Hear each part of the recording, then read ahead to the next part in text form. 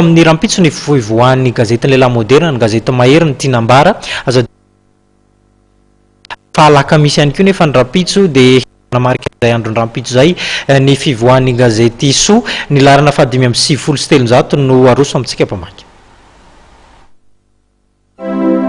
Dimy taona izao no niarako taminao, niarady fankaty fampitantana tsy ny fandao, nitoky ny famzahaina. Larana fa 577 amin'ny gazety soa indray no ivoaka manomboka rahampitso. Mbola mitohy hatrany ny fampahafantarana ny lamodin'ireo olo-malaza ka ho an'ny gazety ivoaka manomboka rahampitso dia ny andrem-pahavilanitry ny showbiz Beyoncé no ampahafantarina antsika. Mbola izany no amin'izay lamody izay ihany fa ny lamody ny volo indray kosa dia ampahafantariny soa amintsika ireo karazana sanga manafina ny taona. Adihevitra lehibe tany ivelan'ny tany ny resaka fanevehana ny zazavavy kely voateraka, asiana resaka ao anatin'ny gazety ihany koa izay. Ireo tranga hafakely sy mahavariana tany ivelan'ny tany koa dia tsy adino gazety soa no mitaritra izay, na amin'ny teny malagasy zany na amin'ny teny frantsay.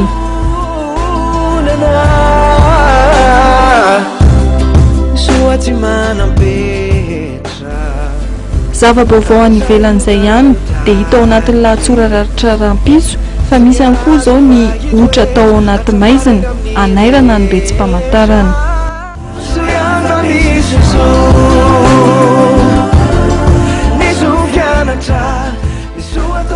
Ary satria alakamisy farany amin'ny volana jona rahampitso dia ivoaka iaraka amin'ny gazety soa ihany koa ny gazety valiana ka ny fahaleovantena no mpanany matoa an-dahatsoratra. Tsy adino ihany koa ny evi-petsin'ny mamasoa amin'ny pejy fahatelo.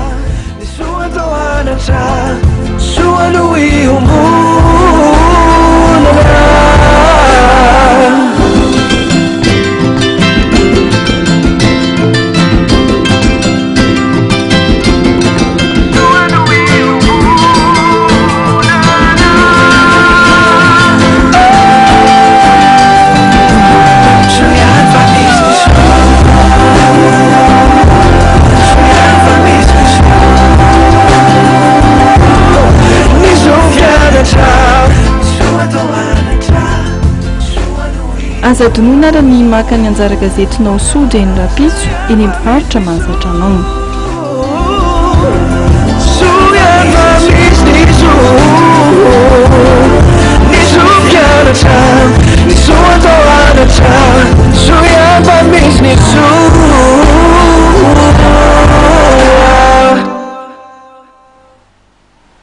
dia iny ihany koa zany no anakatonantsika ny pejin'ny fampahalalam-baovao tamin'ity takarivan'ny alarobia ity. Mifamehy fotoana antsika ao amin'ny andron'ny rahampitso veloma tompoko.